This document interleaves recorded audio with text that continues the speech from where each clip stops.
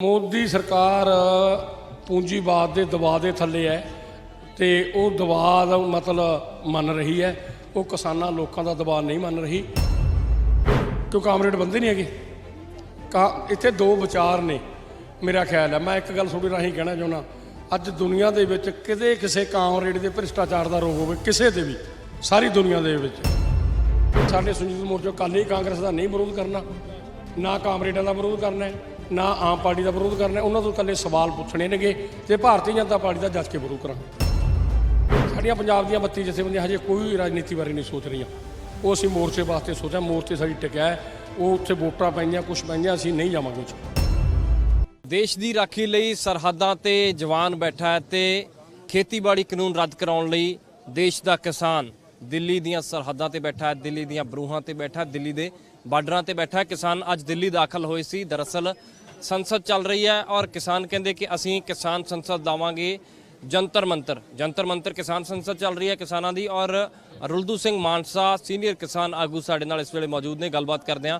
मानसा साहब, किस तरह देखा जाए संसद चल रही है एक बन्ने और दूसरे बन्ने तुसीं किसान संसद चलाई है, उसे संसद दे विच पास होए सी खेतीबाड़ी कानून और अज उत्थे आवाज़ चुकी जा रही है जदों तुसीं विप जारी किया कि रद्द किए जाण खेतीबाड़ी कानून, और दूजे बने तुहाडी संसद चल रही है इस बने।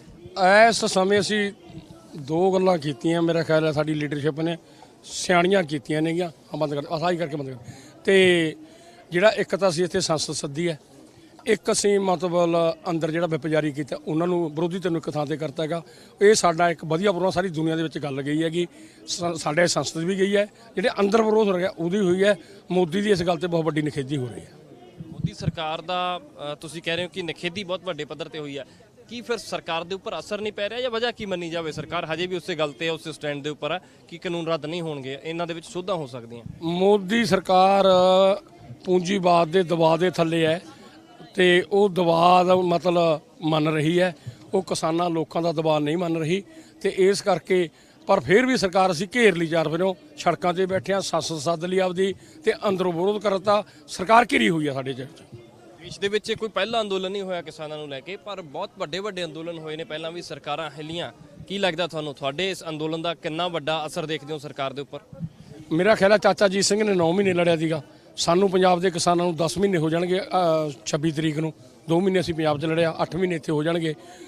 असर तां सरकार दे मनण दा हुंदा है। जे विदेशी लोग मन सकते हैं, मतलब साडी सरकार नूं क्यों नहीं मनना चाहिए? मनना चाहिए। असर तो हैगा पर सरकार बशर्म है, एक बशर्मीधारी हुई सरकार की, पूंजीवाद के दबाव के थले हैगी। इस करके उन्होंने साडियां मंगां मन जानी चाहिए। बीजेपी के लोग हजे भी कहते कि प्लांटेड बैठे है इत्थे बार्डरां दे उपर आके, जे कोई किसान नहीं गए तो गुमराह करे हुए कामरेडां ने गुमराह किया, सीधे तौर पर कहते ये गल। क्यों कामरेड बंदे नहीं है।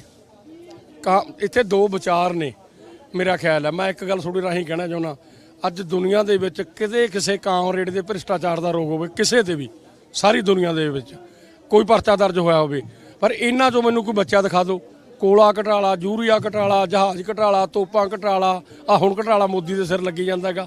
इसे करके मतलब अपना दिखाओ कामरेडां ते किते लग्या है दूषण लग्या। दुनिया के विच उन्हां दा राज रहा, बंगाल 30 साल सरकार रही है, तो कामरेडां नूं माड़े किवें कह देणगे? कोई कह सकदा हैगा?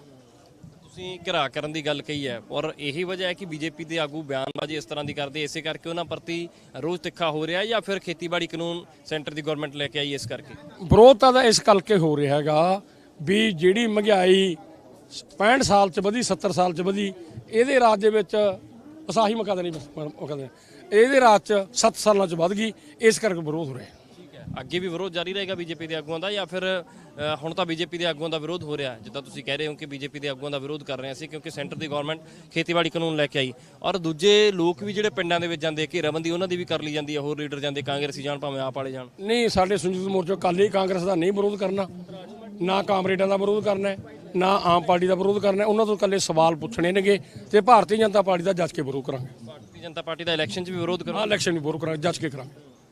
2022 के चोण नूं लैके की रणनीति उलीकी? इत्थे तां बैठे हो तुसीं संसद ला के, और तुहाडे साथी ये गल कहंदे कि बाहर संसद लाउण नाल कुछ नहीं होना, संसद के अंदर भी साडे आपदे बंदे होने चाहिए। साडियां पंजाब दी 32 जथेबंदियां हजे कोई राजनीति बारे नहीं सोच रही, वो असीं मोर्चे वास्ते सोचा, मोर्चे साडी टिकिया है, वो उत्थे वोटां पैंदियां कुछ पैंदियां, असीं नहीं जावांगे उत्थे। पार्लीमेंट चल रही है, हाँ, ये लोग उत्साह होणगे, विदेशां साडी गल जाऊगी, ਜਿਵੇਂ ਅੱਜ ਆਏ ਆ, ਇੱਕ ਸਰਕਾਰ ਨੂੰ ਭੱਜਣਾ ਪਿੱਛੇ ਮੂਹਰੇ ਲੱਗਣਾ ਪੈ ਗਿਆ। ਸਾਡੇ ਇੱਥੇ 50 ਬੰਦੇ ਨਹੀਂ, ਅਸੀਂ 200 ਆਏ ਆ ਹੈ। ਜਾਂ ਅਸੀਂ ਕਿਹਾ ਜੀ ਗ੍ਰਿਫਤਾਰ ਕਰਨਾ, ਗ੍ਰਿਫਤਾਰ ਕਰਕੇ ਦੇਖ ਲੈ। ਮੇਰਾ ਖਿਆਲ ਹੈ ਵੀ ਸਰਕਾਰ ਤੇ ਦਬਾਅ ਹੈ, ਸਾਰੀ ਗੱਲ ਦਾ ਦਬਾਅ ਹੈ। ਸਾਰੀ ਗੱਲ ਦਾ ਦਬਾਅ ਹੈਗਾ, ਫਿਰ ਉਸ ਦੇ ਬਾਵਜੂਦ ਵੀ ਨਾ ਮੰਨਣ ਦੀ ਵਜ੍ਹਾ ਪੂੰਜੀਵਾਦ ਉਦਯੋਗਪਤੀਆਂ ਦੇ ਅੰਡਰ ਚੱਲ ਰਿਹਾ। ਇਹੀ ਗੱਲ ਵਾਰ-ਵਾਰ ਆ ਜਾਂਦੀ ਹੈ ਸਾਹਮਣੇ ਨਿਕਲ ਕੇ, ਤੁਸੀਂ ਇਹ ਗੱਲ ਕਹਿ ਰਹੇ ਹੋ ਵਾਰ-ਵਾਰ। ਇਹ ਇਹੀ ਗੱਲ ਹੈ ਵੀ ਮੋਦੀ ਪੂੰਜੀਵਾਦ ਸਾਮਰਾਵਾਦ ਦੇ ਨਾਲ ਖੜਾ ਹੈਗਾ। ਉਹਨਾਂ ਨੇ ਉਹਨੂੰ ਪੈਸੇ ਦਿੱਤੇ ਨੇਗੇ, ਉਹਦੇ ਦਬਾਅ ਥੱਲੇ ਮੋਦੀ ਨੂੰ ਇਹ ਪਤਾ ਲੱਗ ਗਿਆ ਵੀ ਮੈਂ ਮੰਨ ਵੀ ਜਾਵਾਂ ਮੇਰੀ ਸਰਕਾਰ ਤਾਂ ਵੀ ਨਹੀਂ ਬਣਦੀ।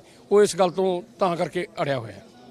ਔਰ ਅਗਲੀ ਰਣਨੀਤੀ ਕੀ ਹੈ ਫਿਰ? ਇੱਥੇ ਕਿੰਨਾ ਟਾਈਮ ਚੱਲੂਗਾ? ਆਉਂਦੇ ਰਹੋਗੇ ਲਗਾਤਾਰ ਤੁਸੀਂ? ਕਿਸਾਨ ਸੰਸਦ ਇਸੇ ਤਰ੍ਹਾਂ ਜਾਰੀ ਰਹੇਗੀ ਜਿੰਨੀ ਦੇਰ ਸੰਸਦ ਚੱਲਦੀ? ਬਾਦਲਵੇਂ ਬੰਦੇ ਆਉਣਗੇ ਸਾਡੇ, ਜਿਵੇਂ ਕੱਲ ਨੂੰ ਮੈਂ ਨਹੀਂ ਆਉਂਦਾ, ਹੋਰ ਲੀਡਰ ਆਉਣਗੇ ਜਿਹੜੇ ਬਾਹਰ ਬਹਾਉਣੇ ਨੇ। ਇੱਥੇ 4 ਕੁ ਲੀਡਰ ਆਇਆ ਕਰਨਗੇ ਸਾਡੇ ਪੰਜਾਬ ਦੇ, ਬਾਕੀ ਉੱਥੇ ਅੰਦਰ ਆਇਆ ਕਰਨਗੇ। ਬਦਲ ਕੇ ਬੰਦੇ ਆਉਣਗੇ, ਰੋਜ਼ਾਨਾ ਆਵਾਂਗੇ। ਜਿੰਨੇ ਉੱਥੇ ਸੰਸਦ ਚੱਲੂਗਾ ਉੱਥੇ ਚੱਲਿਆ ਕਰੂ, ਉੱਥੇ ਆਇਆ ਕਰਾਂਗੇ। ਜਦੋਂ ਉੱਥੇ ਛੁੱਟੀ ਹੋਏਗੀ ਸਾਡੀ ਵੀ ਛੁੱਟੀ ਹੋਏਗੀ।